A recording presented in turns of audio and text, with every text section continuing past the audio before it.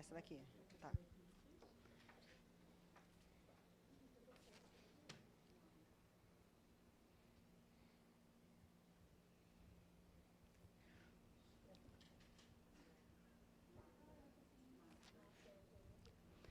Olá, bom dia a todos. Sejam bem-vindos ao terceiro ciclo de debates da SubUE. Eu sou Débora Pinto, sou representante da área hoje. Hoje a gente está aqui para falar de um tema tão importante que é a gestão de pessoas. A gente está com um timaço aqui hoje de 4 mulheres que vão estar falando para a rede, tirando dúvidas. Se você tem alguma dúvida, você pode mandar pelo chat no YouTube. E elas vão estar tirando dúvidas, vão estar apresentando a cartilha, falando de temas importantes para todos. Então, sejam muito bem-vindos e eu gostaria de passar a palavra para a Cristina. Bom dia a todos. Bom dia a todos. Estamos aqui compondo a mesa. Eu, coordenadora de gestão de pessoas, Fabiana, à minha direita, né? Coordenadora da CAP, né? Administra também os assuntos relacionados a pessoas na secretaria. Sônia, que cuida das gratificações e benefícios do servidor. E Márcia, à extrema-direita, que cuida de direitos e vantagens. É com muito prazer que eu hoje estou aqui representando a secretaria com parte de minha equipe para falar de direitos, deveres e vantagens do servidor. Todo esse tema ele é pautado numa legislação municipal. Nós, quando falamos que o servidor tem seus deveres, a gente fala baseado no Estatuto do Servidor Público. Quando nós falamos também dos seus direitos igualmente e as vantagens que ele adquire ao longo de sua carreira na prefeitura. Nós temos uma cartilha que foi muito bem elaborada pela gestão municipal ao longo desses anos, e nós estamos trazendo aqui os tópicos que constam desta cartilha para poder dar orientações a vocês de onde ter um ponto de referência para poder buscar as informações que são pertinentes ao servidor. Antes disso, eu gostaria de falar que nós temos descentralizados várias unidades de RH, que são o primeiro ponto onde o servidor deve procurar sua ajuda para ter informações acerca desse tema. A gente sempre fala que a unidade onde o servidor está lotado deve ser aquela do primeiro acolhimento. Então, não precisa se dirigir ao Centro Administrativo São Sebastião, no 6º andar, que é onde nós ficamos, sala 601, para saber dos seus direitos. Ele pode se dirigir àquele representante do RH que fica na unidade. É claro que nós estamos lá para dar todo o apoio necessário, todas as informações, até porque os processos, muitas das vezes, eles finalizam conosco, mas, assim, as primeiras dúvidas podem ser tiradas na sua unidade de lotação. E a gente conta aí com um time grande de servidores que detêm amplo conhecimento do assunto que a gente trata. Nós vamos iniciar aqui com a Fabiana, que ela vai pontuar os itens que têm pontos a serem discutidos durante esse debate na cartilha do servidor. Então, fiquem à disposição para mandar suas perguntas. Nós também deixaremos aqui ao final um e-mail de contato para que vocês possam agendar ou tirar suas dúvidas diretamente. Obrigada. Bom dia a todos. Como a Cristina já iniciou, nós temos uma cartilha do servidor público estatutário, que ela fica à disposição no site da prefeitura, que é o www.rio.rj.gov.br. Basta ir no servidor, portal do servidor, recursos humanos. Essa cartilha ela fica disponível para consulta e ela está sendo atualizada, né, porque todos os dias nós temos uma informação nova, uma legislação nova, mas a base do estatuto que fala sobre direitos, ela é a mesma. Então, nós temos vários direitos, várias gratificações, que não mudaram muito, algumas coisas só estão sendo acrescentadas, datas, períodos. Então, eu vou elencar alguns desses direitos que estão dispostos nessa cartilha, que o servidor pode, inclusive, salvar no computador, imprimir para poder fazer consulta quando quiser. E uma mudança que ocorreu recentemente foi a questão da licença paternidade, que antes os nossos servidores tinham 8 dias, e que agora eles passaram a ter 20, né, porque a prefeitura é uma empresa cidadã. Então, a partir de junho, se eu não me engano, de 2018, alterou esse período para 20 dias. Então, todos os nossos servidores pais têm direito a 20 dias de licença paternidade, inclusive os nossos médicos contratados por prazo determinado. Nós temos o salário família, que é de conhecimento de todos, que são filhos até 21 anos, que todos devem cadastrar, principalmente por conta de imposto de renda, né? Todos sabem que o salário família, ele só recebe o salário família agora de acordo com a tabela do INSS, não mais, antes todos tinham direito, bastava cadastrar, né, que recebia uma cota, e isso foi alterado. Então, para poder fazer jus à cota, tem que estar de acordo com a tabelinha do INSS, que todo ano ela é publicada no site do INSS, tem uma portaria interministerial que divulga qual é o valor, e se o servidor se enquadrar, então ele faz jus a essa percepção. O salário, o implantar, ele é para todos. Então, todo mundo terá que cadastrar os seus dependentes. No entanto, a percepção somente para quem se enquadrar nessa tabela do INSS. Licença para tratamento de saúde, todos sabem que atualmente está sendo feito pelo BIM Online, né? Tem que fazer um agendamento, não mais presencial, por toda essa situação da pandemia que nós estamos passando. Então, artigo 88, artigo 100, que é para acompanhar a pessoa da família, tem que ser feita pelo BIM Online, né? O link fica disponível nos RHs, né? Quando a compartilhada passou essa informação para a gente, nós divulgamos isso amplamente. Então, o BIM Online tem que ser feito, tá? Não tem agendamento, não tem presencial, indo lá diretamente. Vai ter que marcar, agendar, a perícia agenda, aí o profissional pode comparecer. A licença gestante, como todo mundo sabe, passou para 1 ano, né? Nós temos 6 meses de licença maternidade e a licença aleitamento ficou até 1 ano da criança, né? Antigamente nós tínhamos a licença maternidade de 4 meses, depois mais 3 de aleitamento. E isso foi modificado, né? Favorecendo as mães para poder ficar mais tempo com as crianças.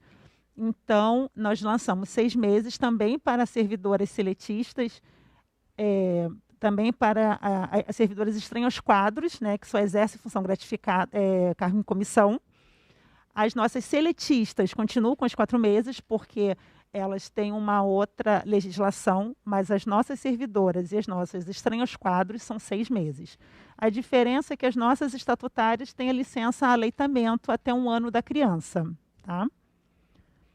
A licença paternidade, a licença avó, que é para a mãe da servidora, tá? Infelizmente, a nossa licença avó não abrange a mãe do pai, né? Somente a mãe da mãe. Mas ela tem direito a ficar 7 dias com a filha durante os 180 dias da licença maternidade dela, tá? Então, ela não necessariamente precisa entrar de licença junto com a maternidade da filha servidora. Ela pode ficar 7 dias dentro daquele período que ela achar mais conveniente. A licença adotante, não sei se muitos têm conhecimento, mas o servidor ou a servidora pode estar adotando crianças até 14 anos. Basta mandar a documentação dessa licença, pode ser uma licença provisória, já pode ser a definitiva. Se for a provisória, ela tem que ficar prorrogando esse afastamento. Ela vai na justiça, pega um documento, apresenta para o seu RH local e esse RH vai providenciar uma documentação e vai mandar para o nosso setorial. Então, a cada período prorrogado, até 180 dias, nós vamos alimentando o sistema e essa mãe ou esse pai tem direito à licença adotante. No caso do pai, são 20 dias, que é a mesma licença da paternidade, e a mãe adotante tem 180 dias. A licença para acompanhar a pessoa da família já foi dita, a licença especial, que a cada 5 anos de efetivo exercício, o profissional tem direito a 3 meses de licença especial, como é de amplo conhecimento. Nós estamos num momento muito difícil para poder estar liberando, mas depois eu vou deixar licença especial com a Marcinha, que é de Direitos e Vantagens. Ela vai falar com mais propriedade sobre as questões da licença especial. Licença para acompanhar cônjuge também tem uma legislação específica, que é o artigo 104 do nosso estatuto. Tudo que eu estou falando, tudo está no estatuto. Então, que também pode ser consultado pela internet, basta colocar lá no Google, Lei 94 de 79, que tudo que eu estou falando está tudo disponível lá para consulta. A licença para acompanhar cônjuge, a servidora ou servidor não precisa ter cumprido o estágio probatório, porque como é uma licença para acompanhar uma pessoa da família, então ela não necessariamente tem que estar com o estágio probatório concluído, sabendo que ele vai ficar parado e só vai começar a ser contado quando esse profissional retornar às suas atividades laborais. Temos também a licença para trato de interesses particulares, que é a 107, que essa, sim, necessariamente, o servidor já tem que ter cumprido o estágio probatório, que são aqueles 3 anos iniciais, quando ele é provido aqui no município. Temos a licença para serviço militar obrigatório, que é o artigo 102, e todos esses afastamentos, o servidor tem que autuar um processo com toda a documentação pertinente, que nós também está disponível na cartilha, todas as documentações necessárias, aonde deve autuar o processo. Temos afastamento para casamento, que é o famoso conhecido como gala, e luto, que para ambos são 8 dias, sempre a contar da data do evento, né, que eu digo, do óbito, no caso, sempre a contar da data do óbito. E no casamento é a contar da data do civil. Se o casamento religioso tiver o mesmo dia do civil, fica valendo essa data. Caso contrário, é a data do cartório, tá? É sempre o casamento civil. Nós temos as férias, que o servidor, a cada 1 ano de trabalho, ele forma um PA, né, que é um período aquisitivo, e ele tem um período concessivo, que é 1 ano após, né? Sabendo que no estatuto prevê que ele só pode acumular, por imperiosa necessidade de serviço, até 2 períodos. Ele nunca pode ultrapassar esses 2 períodos de férias. Então, todo ano, o servidor, de acordo com a disponibilidade da unidade, tem que marcar férias. Nós temos algumas situações de férias acumuladas, mas os RHs, eles têm recebido relatórios, né, que nós fazemos a cada 6 meses, sobre essa questão. A gente pede para que regularize as férias dentro da possibilidade, principalmente os médicos seletistas, porque eles podem causar dano ao erário, porque a CLT, ela multa, nós somos obrigados a marcar as férias dos médicos seletistas, contratados por prazo determinado, dentro daquele período concessivo.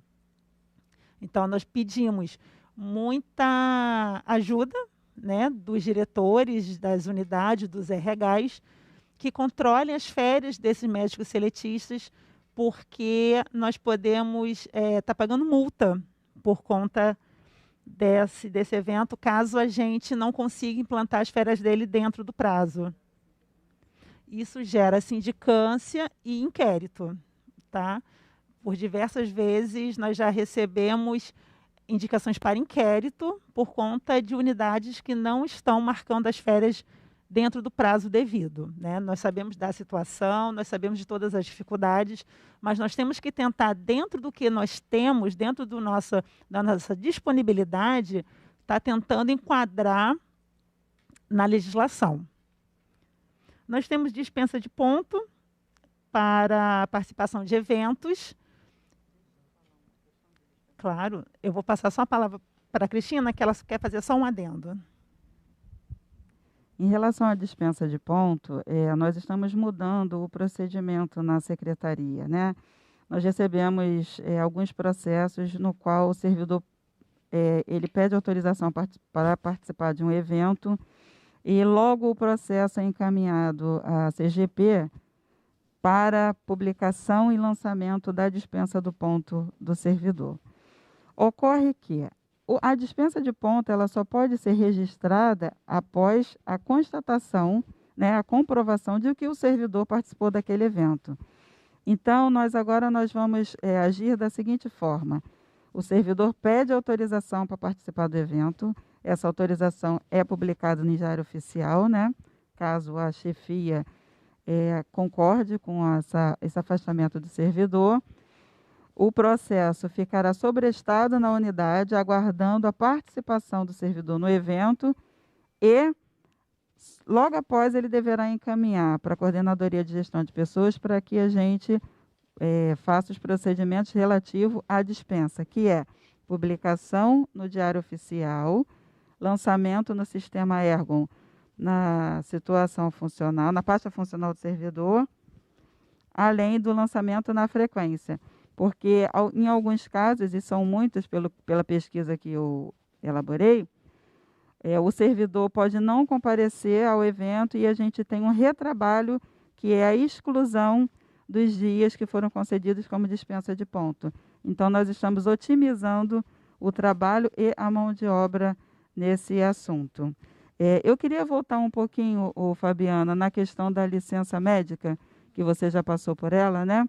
Para tratamento de saúde, para a gente abordar a questão do 152, que nós estamos recebendo muitas perguntas. As pessoas estão confundindo a frequência 152, que é o afastamento, né, compulsório sanitário, com a licença de tratamento de saúde. Você pode voltar um pouquinho nesse tema para poder a gente esclarecer os servidores? O Código 152, ele foi criado para poder afastar os servidores por uma medida sanitária, no caso de Covid confirmado,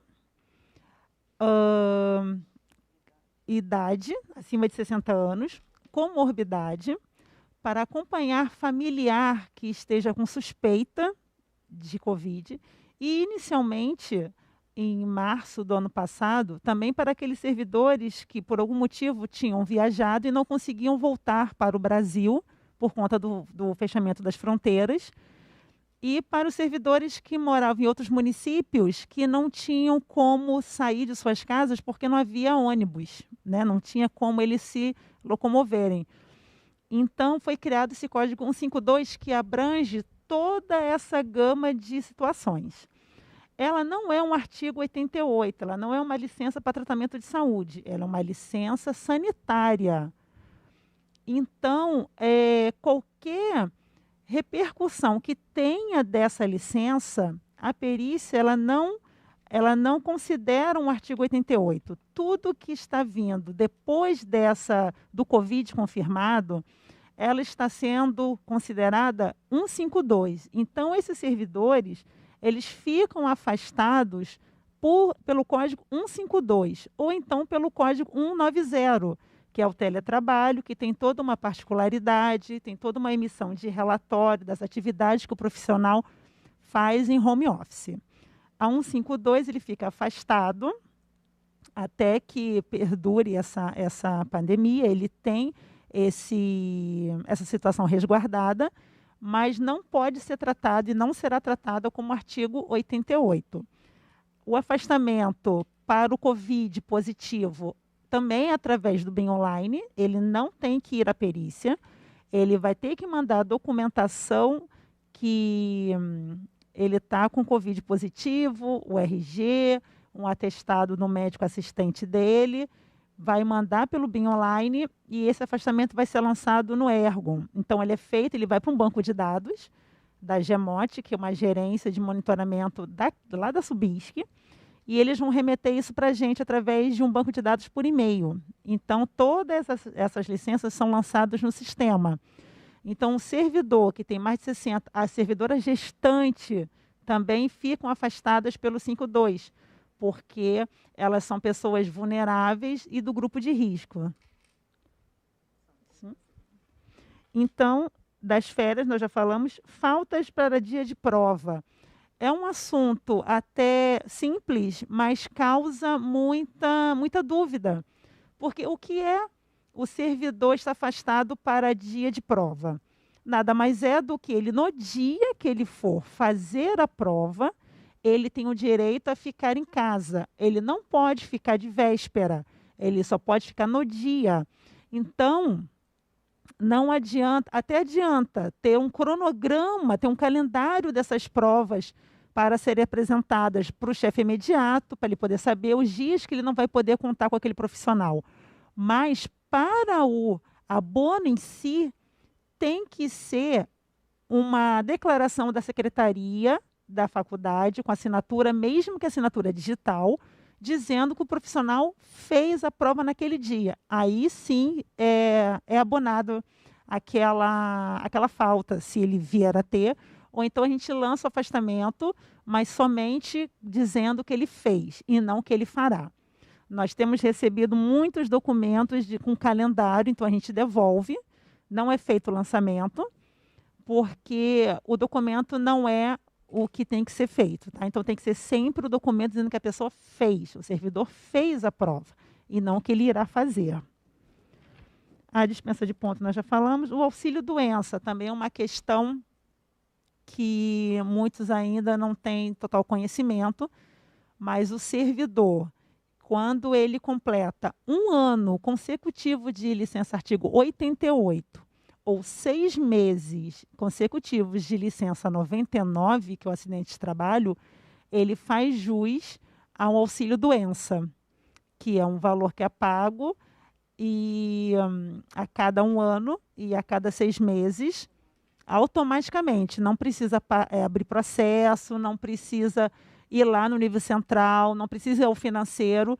Assim que o sistema fecha o afastamento dele, ele recebe.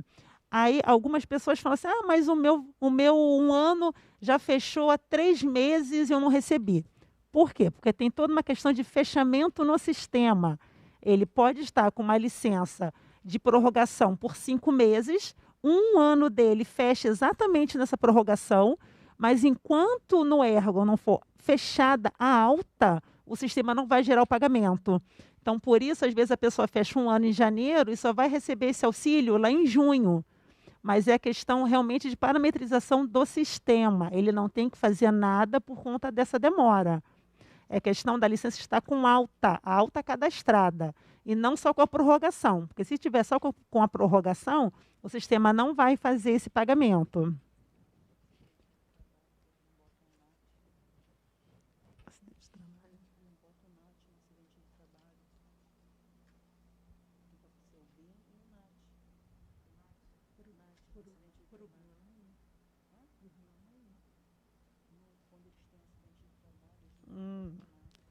Nós temos também o adiantamento de 13º e antecipação salarial. Esses dois assuntos, eles são tratados diretamente lá na Subisc. Nós não trabalhamos no processo. Lá na Subsecretaria de Assuntos Compartilhados, que agora ela faz parte da Secretaria de Fazenda e Planejamento, mas fica localizada no mesmo lugar, com os mesmos telefones.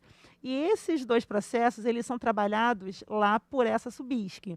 Então, não há necessidade nenhuma desses processos serem encaminhados para a gerência de pessoal, porque nós só vamos servir de ponte. Então, os RHs locais podem tramitar esses processos diretamente para a Subisc. Nós já mandamos um e-mail para a rede, com o nome do processo e com o órgão, com o cadastro do Sicope a quem deve ser endereçado, né? No site também tem toda a documentação necessária, todas as informações pertinentes a nós, servidores municipais, nós conseguimos no site da prefeitura. Lá tem uma busca, é só você colocar o assunto, que vem toda a documentação. Lógico, também o nosso RH local também dispõe de toda essa informação. Só para falar sobre o acidente de trabalho, que é de suma importância que quando o profissional se acidenta, que a unidade faça obrigatoriamente o NAT. Tem que preencher o documento, tem que ter todas as assinaturas e tem que fazer o BIM online. Não adianta achando que só porque é o NAT, é o acidente de trabalho, que pode ir direto na perícia. Não, tem que fazer o BIM. O BIM tem que ser devidamente preenchido. Nós estamos, isso já foi dito em reunião com todos os RHs, que o BIM não está sendo preenchido devidamente. Não estão botando a data que o servidor está faltando, não estão colocando a data de preenchimento e muitas das vezes algumas licenças não estão no sistema por falta de correção do documento que tem que ser feito dentro do padrão, com data, com assinatura, com todas as informações pertinentes. E o NAT tem que ser devidamente preenchido e detalhado. O acidente tem que ser muito bem detalhado para a perícia poder dar o nexo causal e poder dar o artigo 99, enquadrar a pessoa nesse artigo 99, conceder esse afastamento para o servidor. E é de suma importância, porque o 99 ele vai dar segurança para esse profissional. De direitos, daqui da apostila já passei a apostila toda. Obrigada, Fabiana. O que ela colocou aqui por último em relação ao acidente de trabalho, o servidor, às vezes, ele deixa de ter um benefício ou ele é prejudicado numa remuneração ou uma outra coisa que implique na vida funcional dele, porque o enquadramento não é feito de forma correta, né? Então, ele se acidenta no local de trabalho, não há essa comunicação, ele vai para casa, 2 dias depois ele volta a trabalhar e dizendo que ele está com dor, que ele precisa ir ao médico, e aquela dor é decorrente daquele acidente que aconteceu no local de trabalho. Então, já que existe uma possibilidade de ser registrado da forma correta, vamos trabalhar conforme o estatuto prevê, porque isso é uma coisa que pode prejudicar ou beneficiar o servidor na hora de uma aposentadoria, na hora de uma contagem, né? Porque a licença artigo 88 ela impacta em algumas contagens que a 99 não vai impactar. Tá, a Fabiana está pedindo a palavra aqui novamente aqui para falar de um outro tema. Deixa eu falar um pouquinho do acidente biológico. O acidente biológico ele tem todo um protocolo dentro da unidade. Então, quando um profissional se acidenta com uma agulha, ele tem um protocolo interno que é feito na unidade dele e é feita uma documentação, um ofício com cópias de todo esse procedimento, tem formulário próprio. Esse ofício tem que ser encaminhado para a perícia. O servidor não vai se afastar, muitas das vezes ele não se afasta, mas essa informação precisa ficar registrada no prontuário dele na perícia, porque se eventualmente ocorrer alguma coisa futuramente, esse acidente biológico tem que estar registrado, até porque para a perícia poder ter uma diretriz de como vai trabalhar com o servidor a partir daquele momento. Então, é de suma importância que todo acidente biológico seja comunicado, seja feito o protocolo interno, feito um ofício encaminhado para a perícia, somente para registro. O servidor não se afastará, mas tem que ficar registrado esse acidente lá na perícia médica. A perícia vai fazer o registro no prontuário e vai devolver o ofício, que ficará sob a guarda do RH local. E, quando necessário, ele tem como resgatar essa informação para poder, de repente, passar para a perícia de novo, se for pedido, ou então tomar uma outra atitude mediante alguma coisa que possa surgir com esse servidor, tá? É só para deixar claro a questão do acidente biológico. Bom, dando continuidade aqui ao tema, a Márcia vai falar um pouquinho para a gente sobre direitos e vantagens do servidor. Ela é a responsável lá pelos processos lá de incorporação, aposentadoria, uma mudança contínua que ela está sempre tendo que se adaptar à nova realidade, pareceres novos, entendimentos diversos, e ela vai dar um apanhado a vocês de tudo isso aí, do que tem de mais recente, né? Nós temos aí uma questão aí de parcelas aí que não estão mais sendo incorporadas na aposentadoria, e ela vai discorrer um pouquinho sobre o assunto. Bom dia, meu nome é Márcia Cristina, eu trabalho na Gerência de Direitos e Vantagens. Um dos benefícios que tem na gerência é o abono de permanência. Tá? Ele é pago para aqueles servidores que já adquiriram condições para aposentadoria, porém optaram por permanecer em atividade. O servidor vai se dirigir ao RH, vai preencher um requerimento e o RH vai encaminhar esse requerimento para a gerência. Tá? As pessoas ficam com muita dúvida sobre o ato de investidura. Nós temos uma resolução SMA 1727 de 2012, que ela diz que a segunda via do ato de investidura só poderá ser requerido no ato de aposentadoria. Então, quando você preencher o requerimento de aposentadoria, se você não tiver o ato de investidura, você vai solicitar no corpo do processo ou no verso do requerimento. Isso não impede ninguém de se aposentar ou fazer alteração no nome. Tá? A aposentadoria especial, ela é praticada desde 2014. Tem gente que até hoje não sabe que se pratica a aposentadoria especial no âmbito do município. Antigamente, ela só era praticada para os auxiliares e técnicos de enfermagem. Em 2014, foi para todos os servidores da área de saúde. Então, ele tem que ter 25 anos no âmbito da SMS, tá? Com serviços insalubres, é lógico.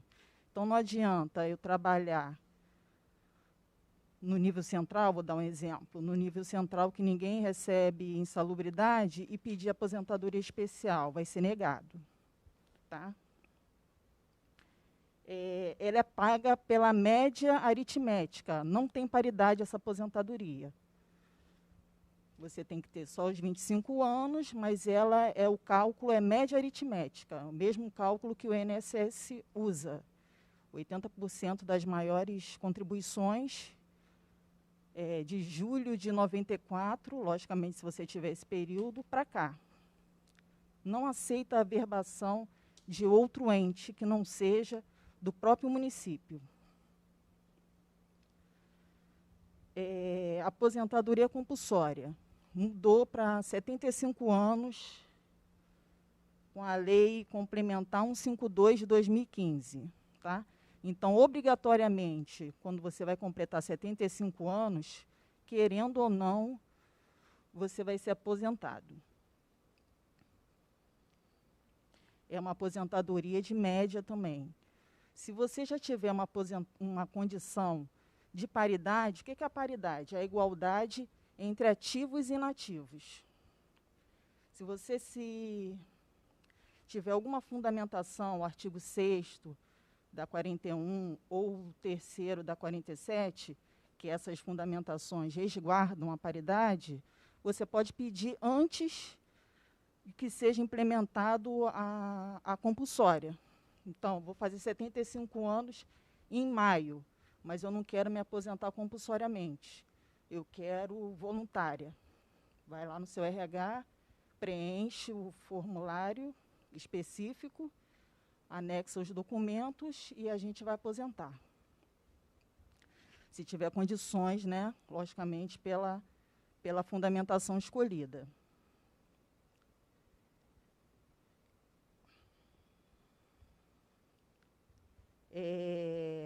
Isenção de imposto de renda. Todo mundo pede muito isso. Ah, eu estou doente, eu tenho direito, mas, infelizmente, não é bem assim. A isenção de imposto de renda só é concedida para servidores aposentados. Então, não adianta você, ativo, eu estou com uma doença muito grave, pedir isenção de imposto de renda que vai ser negado. Tem uma portaria, CVL Subisc, número 12, de outubro de 2018, que isso é feito diretamente pela PrevRio, não é nem feito no RH. Então, você tem uma gama de documentos a serem entregues e a perícia vai avaliar essa situação, só para aposentados. Incorporação de chefia. A Lei Complementar 212 mudou as regras de incorporação. Antigamente era feito pelo 129 ou 131 do Estatuto. A 212 veio e mudou. Então, o que acontece? Se na data dessa lei complementar você não estivesse exercendo nenhuma chefia, você não tem mais direito à incorporação. Vai ser avaliado o que você tinha até a véspera dessa lei, pelo 129 ou 131. Tá? A partir da edição da lei complementar, você ainda está concorrendo para a incorporação. Então, vou dar um exemplo simples. Em 9/10/2019, você tinha uma chefia, um DAS 9. Vou te dar um exemplo. Se você ficar 1 ano nessa chefia e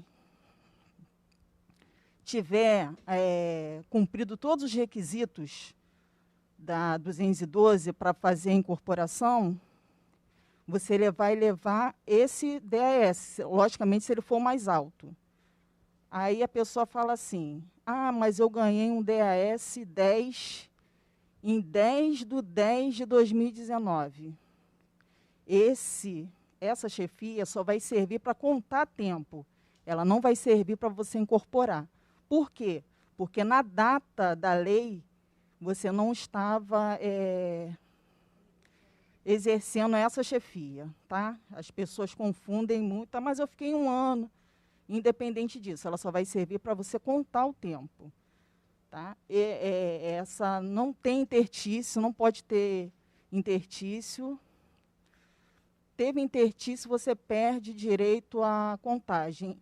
Na lei está mais de 1 dia, tá? Mais de 1 dia de intertício.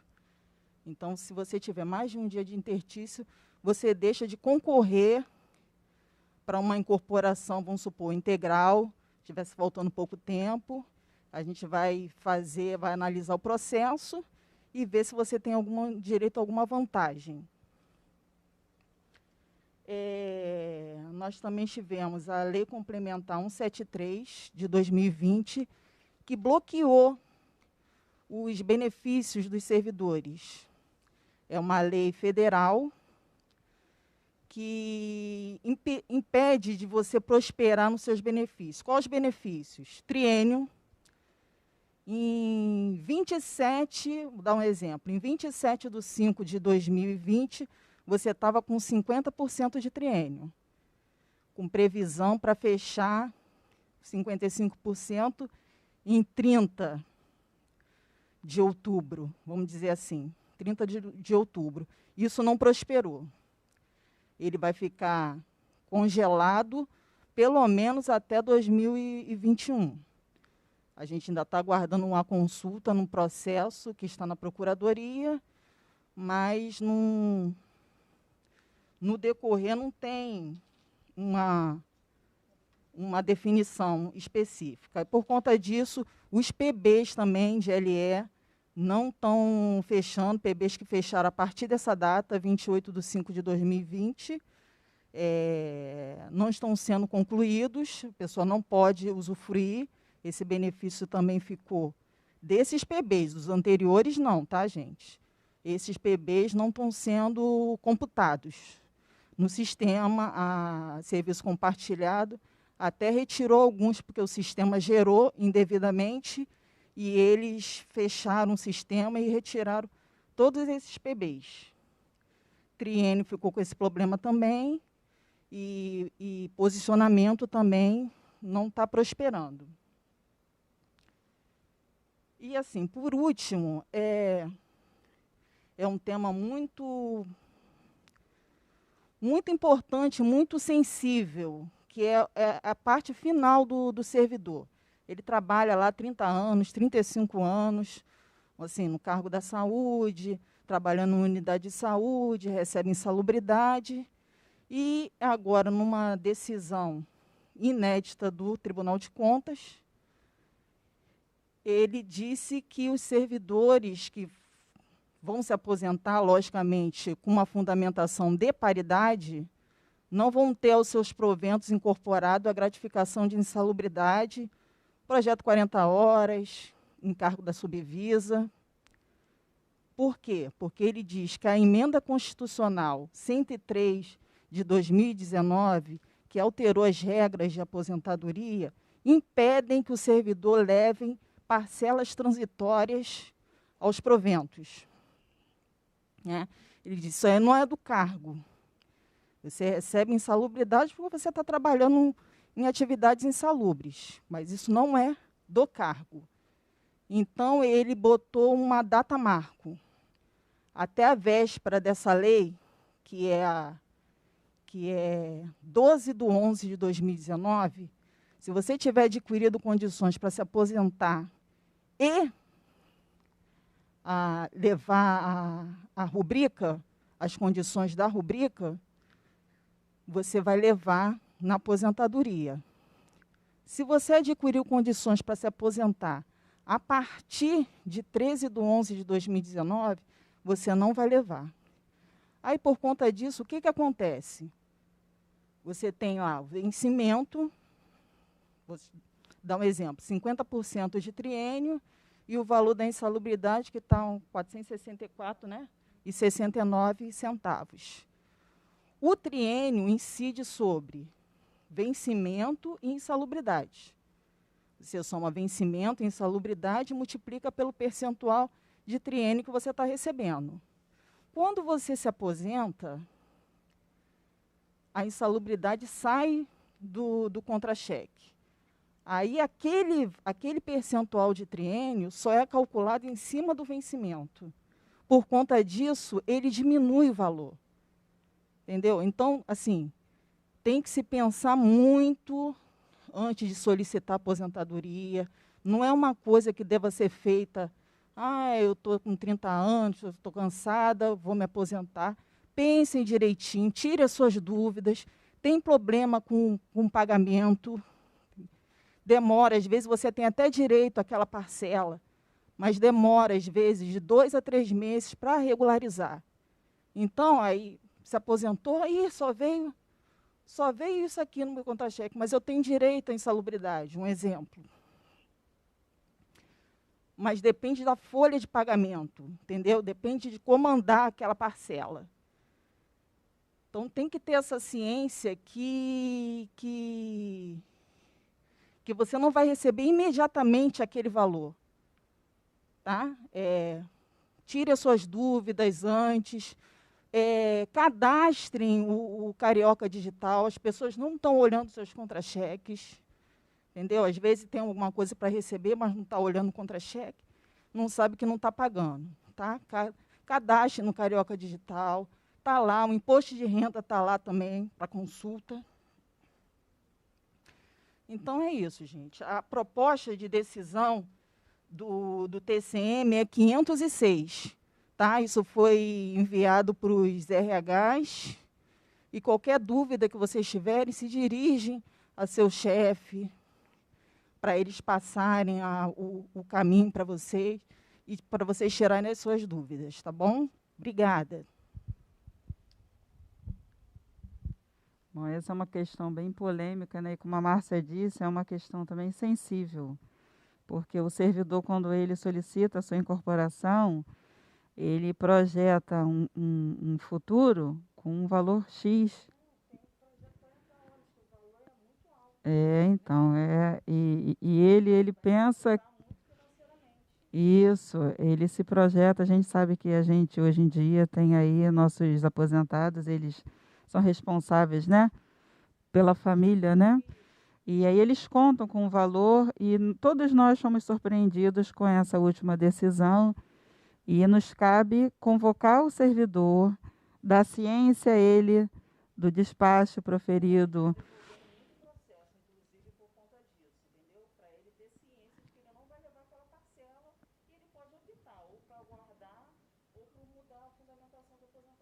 Isso, a orientação que nós estamos recebendo é que o servidor seja convocado, que ele tome ciência e está havendo a possibilidade dele trocar a fundamentação da sua aposentadoria, porque ele poderá levar a média e talvez seja mais vantajoso. Você quer falar mais alguma coisa, Márcia, aqui, de específico disso? Porque nós estamos, assim, diante de uma situação nova. Para a gente também é nova.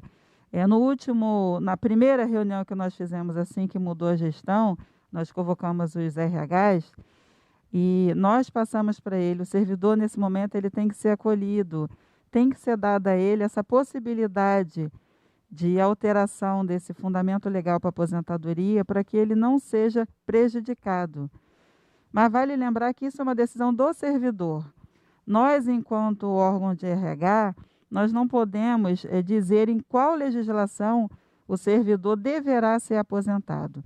Nós fazemos uma análise, nós apresentamos a ele as possibilidades, né, da aposentadoria e ele decide. É uma coisa inerente à pessoa e não ao serviço que nós estamos oferecendo. A decisão cabe somente a ele. Então, Márcia tem atendido bastante telefonemas aí, de questionamentos. Nós estamos à disposição para esclarecer tudo, mas os processos estão sendo devolvidos para a ciência do servidor. Em caso de dúvida, de permanência de dúvida, pode procurar o RH setorial ou nos procurar que nós daremos todas as informações. Agora, se não bastasse essas mudanças aí na aposentadoria com relação a essas parcelas que são transitórias, nós temos também algumas mudanças aí por conta do gasto, né, de despesa, gratificações, que isso aí está gerando também bastante debate na rede, né, Sônia? Sônia trabalha diretamente com gratificações e benefícios na CAP e ela vai dar aqui para vocês uma explanação a respeito do assunto. Bom dia. Então, vamos falar do assunto polêmico que é pagamento, né? Então, vamos lá. Porque a gente tem várias gratificações e benefícios na secretaria e eu vou te elencar algumas para vocês, né? Que, como a Márcia falou, existe o projeto 40 horas, que é a extensão da carga horária do servidor para 40 horas / semana. É uma lei, ela existe hoje no Salgado Filho e no Alvimar de Carvalho. A gente tem também as gratificações de encargos especiais, que é pago na secretaria também, né? Tanto no nível central quanto na Ivisa. Temos a gratificação de nova emergência, né? Que ela é paga para os 3 grandes hospitais, né? O Lourenço Jorge, Miguel Couto e o Souza Guiar, para a categoria de médico, para que eles desenvolvam suas atividades no setor de emergência daqueles hospitais.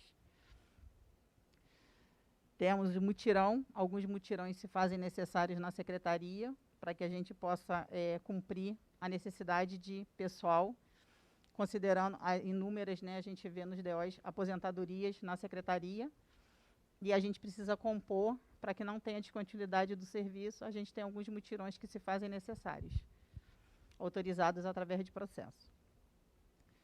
Nós temos o Programa de Saúde da Família, que ele é avaliado a inclusão dos servidores por solicitação da unidade, ele passa no nosso setor de planejamento, é avaliada a necessidade do servidor ou não para compor, e depois que o servidor analisada a sua situação e ele é apto, vem para o setor das gratificações para pagamento. A gente tem uma gratificação também que não é o valor da insalubridade, mas para o nível central, ela compõe no momento menos que 50% do valor da insalubridade. Temos alguns eventos também que ficam a cargo da Ivisa, mas como os eventos estão suspensos desde o ano passado, a gente não faz esse tipo de pagamento.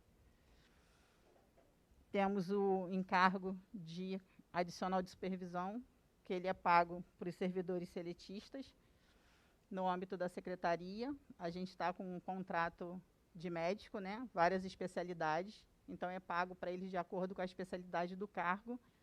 E nós temos também um pagamento também que é feito para os médicos veterinários. Eles também recebem uma gratificação para compor o salário deles. Nós temos a gratificação pelo exercício de encargos especiais, que a maioria de nós conhece como dupla jornada, né? A nomenclatura mudou.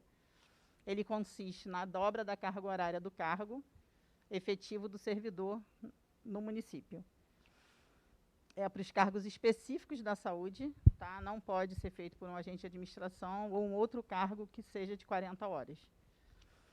E a gente avalia o servidor se tem um outro vínculo, uma outra situação.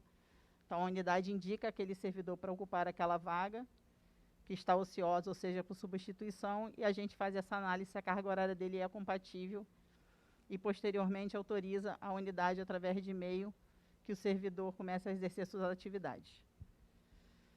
Nós temos a gratificação do adicional noturno, que é paga aos servidores que exercem as suas atividades das 22 horas da noite de um dia até as 5 horas da manhã do dia subsequente.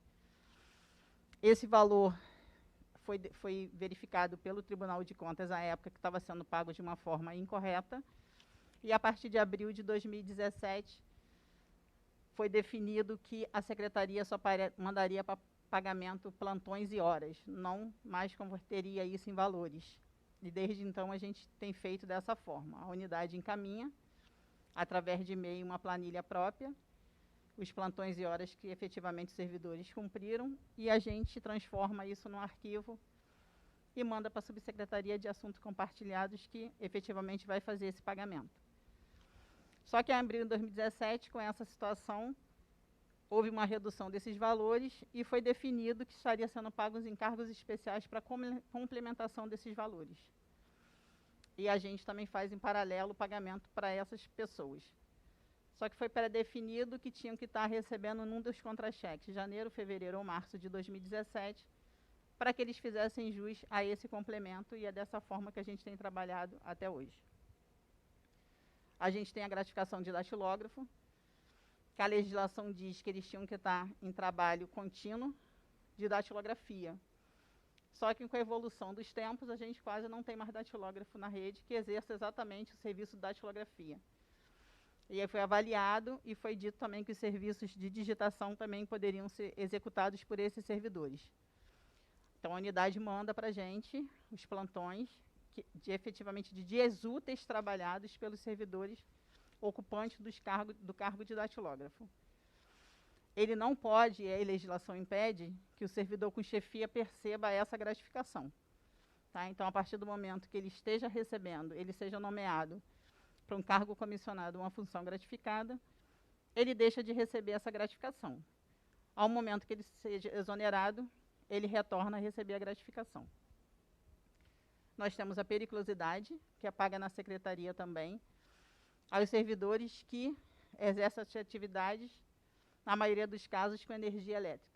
É composto um processo, todas as atividades envolvidas por ele, passa por uma missão que antigamente era a Secretaria de Obras, que agora é Infraestrutura, e aí vai dizer se o servidor está apto ou não a receber essa gratificação.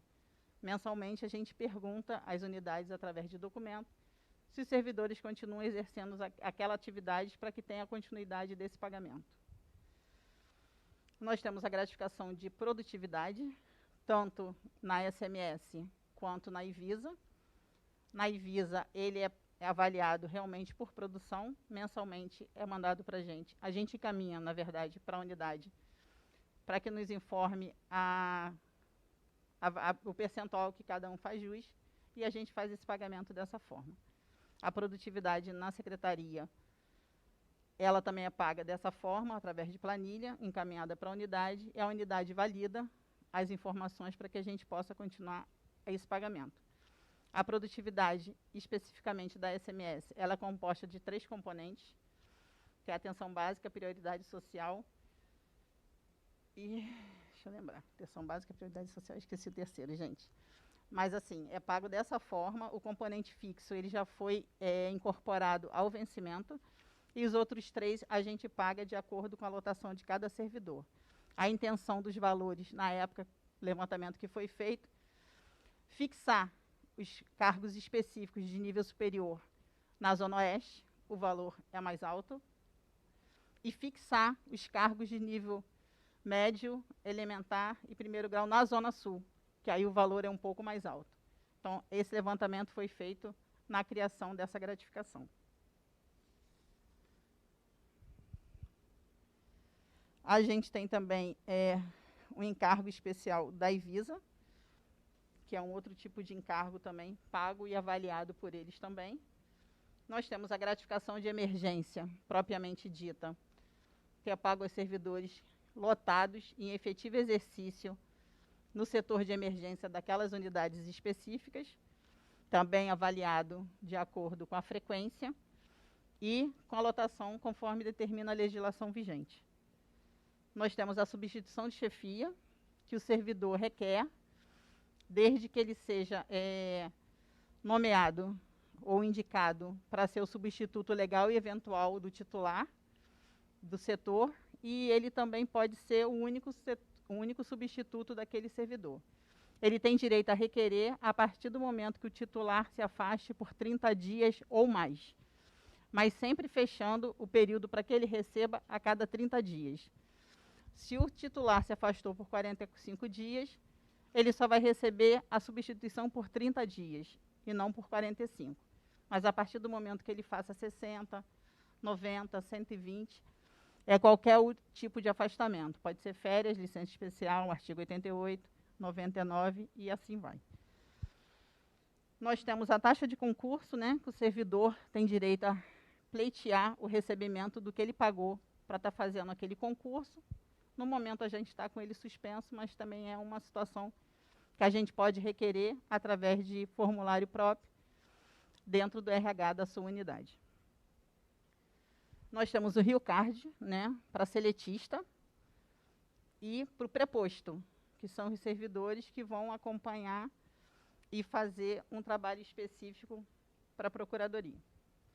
E o seletista, esse Rio Card nosso, da Secretaria, ele é pago o valor que efetivamente o servidor faz jus.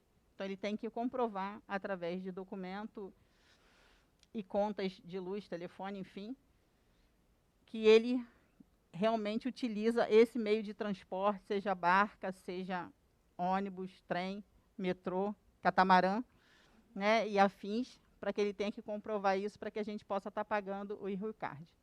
No momento, a gente não conseguiu ainda pagar o janeiro, fevereiro, março, o processo estava tesouro fechado, abril. Eu acredito que até o final do mês a gente retorne o pagamento desses servidores.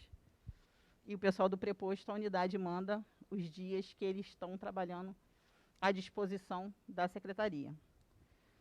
E, por fim, o benefício alimentação e refeição, que os servidores fazem jus, né, alguns deles, desde que não tenha fornecimento de alimentação no setor que o servidor trabalha. A gente concentrou essas informações na CAP, então toda a coordenadoria diária encaminha, filtra todas essas informações das unidades subordinadas e encaminham para a gente, para que a gente possa estar processando o pagamento. Ele é pago, geralmente, no último dia útil de cada mês, para que o servidor tenha esse crédito no seu cartão, para que se alimente ou produza sua refeição em casa para o mês subsequente. Então, a gente tem essa preocupação de pedir em meados do mês para que as unidades mandem isso, para que a gente compile isso em planilha de Excel e, consequentemente, faça o pedido para que, geralmente, assim, 99,9% dos meses cai sempre no dia útil do mês subsequente, do mês anterior ao que efetivamente ele vai utilizar.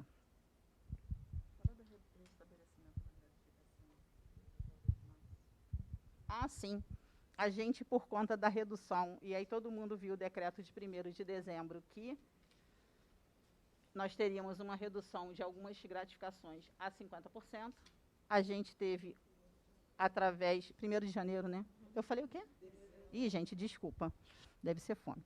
Mas, assim, 1º de dezembro, a gente teve um decreto que reduzia 50%... de novo. 1º de janeiro. O decreto que reduzia algumas gratificações a 50%. E a gente trabalha com um teto que vem da Subisc. Então, nós fomos surpreendidos com algumas reduções que não chegaram a 50%, mas algumas que foram maiores que 50%. Então, a gente teve essa maior perda foi nos 3 grandes hospitais, mas que a gente continuou tentando verificar para que a gente conseguisse adequar o teto que a gente tinha e fornecendo de outra rubrica para que pudesse compor essa perda lastimável que teve realmente no contra-cheque de fevereiro de alguns servidores que estenderam a sua carga horária no mês de janeiro, dos 3 grandes hospitais, Lourenço, Souza Aguiar e o Miguel Couto.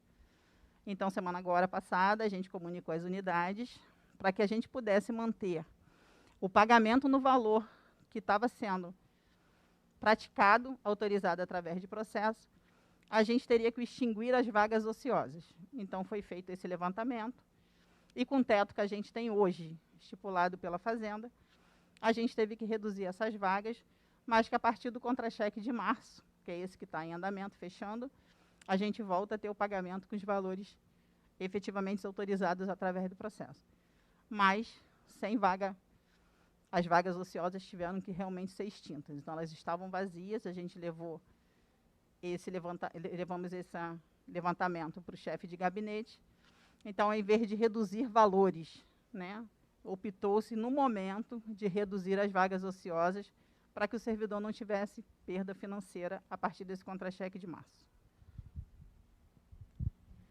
Isso aí foi um golaço, né, da equipe do gabinete, que conseguiu negociar lá junto à Secretaria de Fazenda para poder retomar o pagamento dessa gratificação, né, Sônia? Porque nós estávamos recebendo inúmeros telefonemas diários, porque toda a secretaria está num esforço muito grande, né, no combate à Covid, né? Desde o profissional de nível elementar até o secretário. Ontem, num grupo de WhatsApp, estava lá meia-noite, chegando mensagem do grupo da infraestrutura e logística que estava retirando vacinas para poder distribuir hoje pela manhã.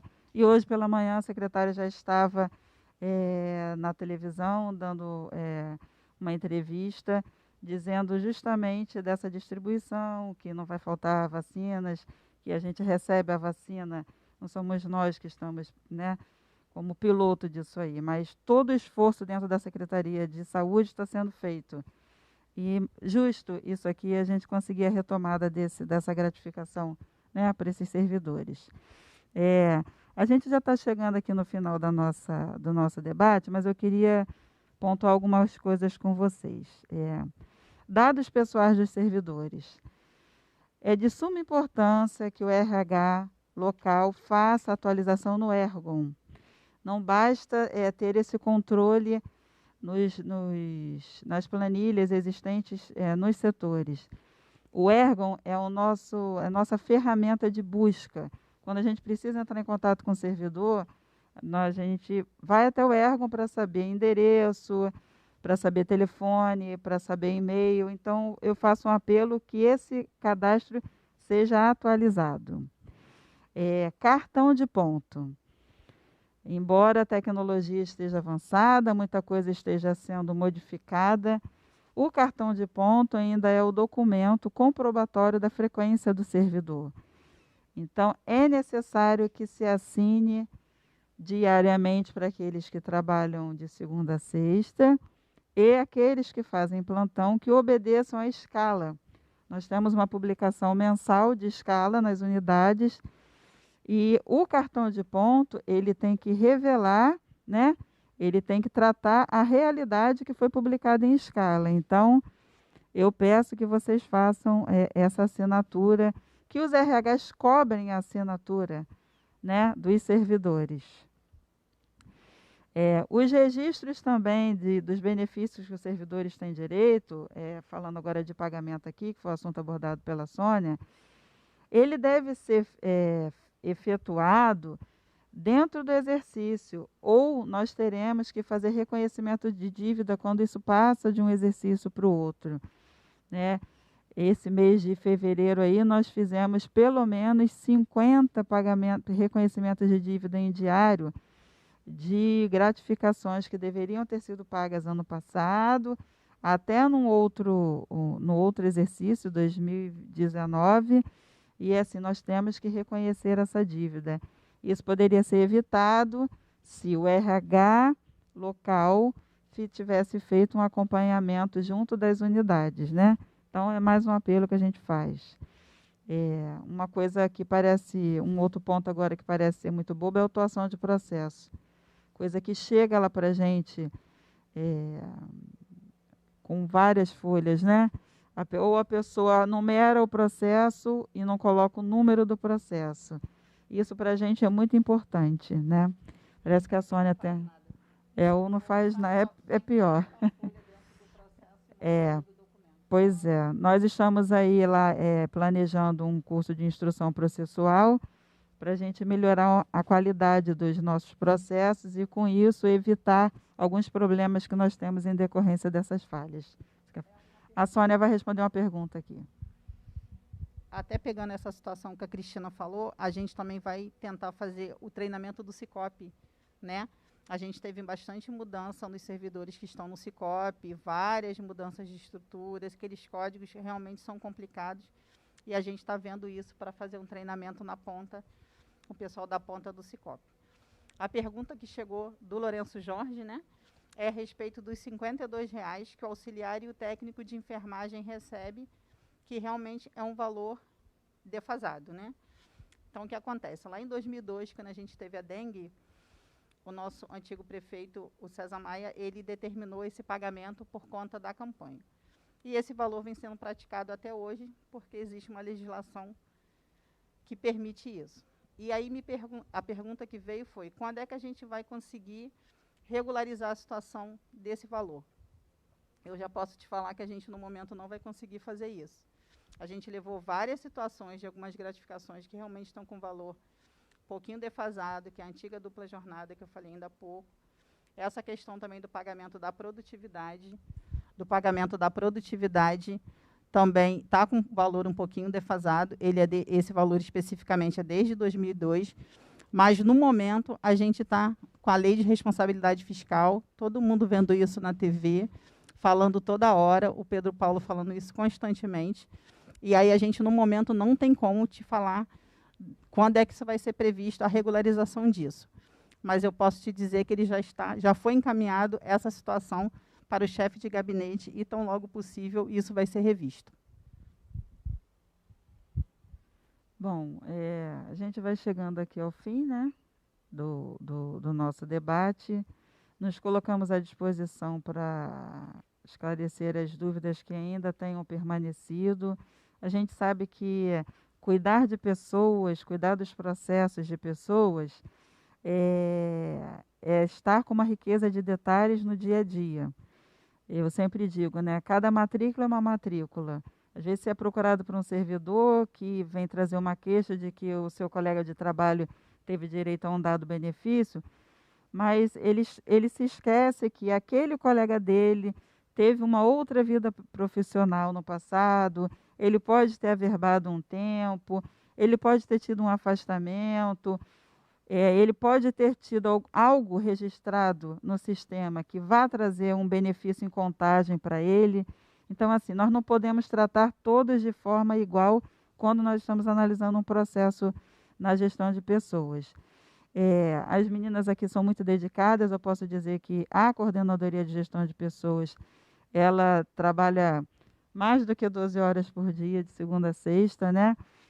Janeiro e fevereiro foram meses, assim, conturbados, de mudanças de lotação, mudança de estrutura, muita movimentação de servidor internamente na secretaria, mas o trabalho foi feito com muito carinho para que não tenha problemas, para que não tenha erros, para que não tenha inadequações e a gente não tenha que ter retrabalho, né?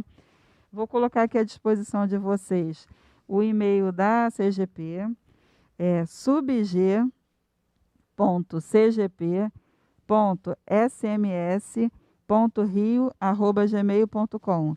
Vou repetir, subg.cgp.sms.rio@gmail.com. Nós estamos aí com um cronograma de visitas, a CAP e a GART, que é uma gerência de acolhimento do servidor.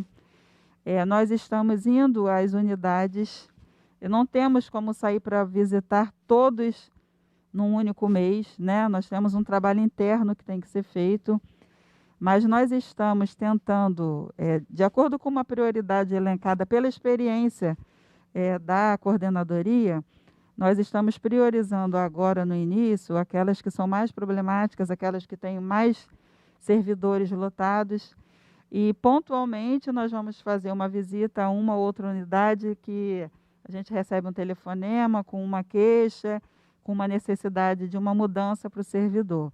Então, vocês não se espantem se a qualquer momento a gente aparecer nas unidades, mas é para a melhoria do trabalho, é para uma adequação da condição de trabalho do servidor.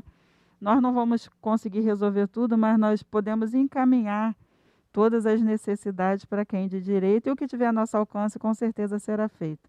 Agradeço aqui as minhas... Quer? Então... Tá. Que ela possa falar da nomeação, das certidões, do prazo. Sim. A Fabiana... Isso.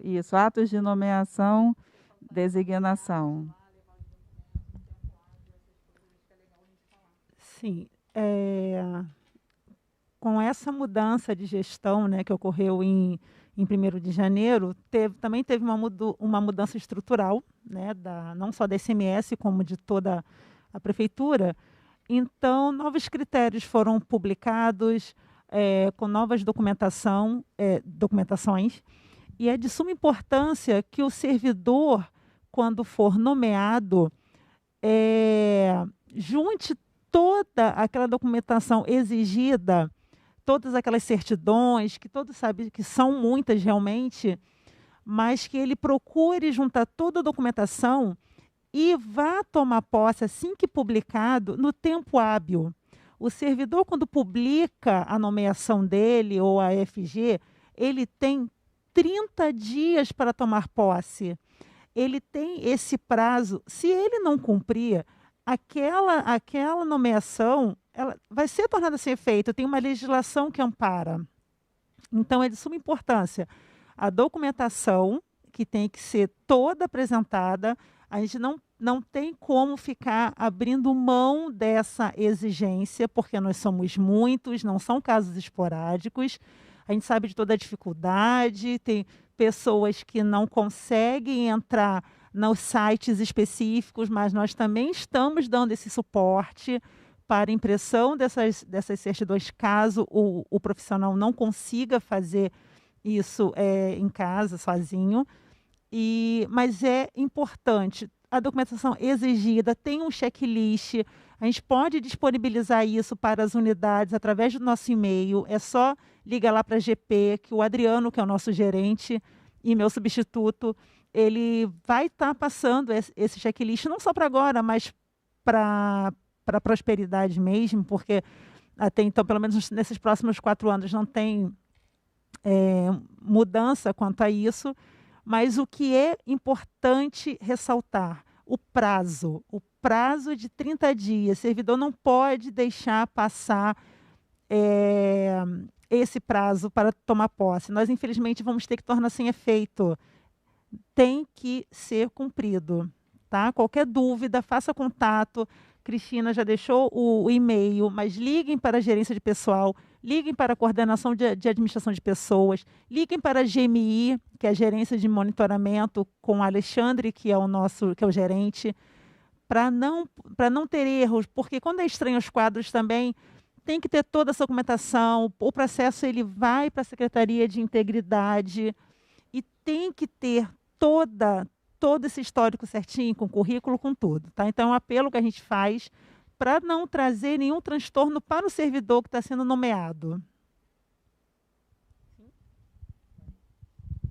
Bom, vamos agradecer aqui a equipe SubUE que fez esse convite para a gente, para estar aqui conversando com o servidor um pouquinho mais. E uma próxima oportunidade a gente pode falar um pouquinho mais sobre a aposentadoria, sobre a verbação, sobre as gratificações. Basta vocês fazerem a solicitação aí. Obrigada, Cristina. Obrigada ao time. Queria deixar agradecimento em nome da SubUE pela disponibilidade de vocês, de estar esclarecendo as dúvidas. E com certeza a gente vai querer outros encontros, né? Porque dúvidas sempre surgem, né, ao longo do processo. Dos processos entram pessoas novas. Então, é muito importante realmente que a gente tenha esse momento aqui com vocês. Eu queria agradecer de verdade toda a disponibilidade de vocês, tá bom? Obrigada. E a gente encerra, então, o terceiro ciclo de debate da SubUE. Boa tarde.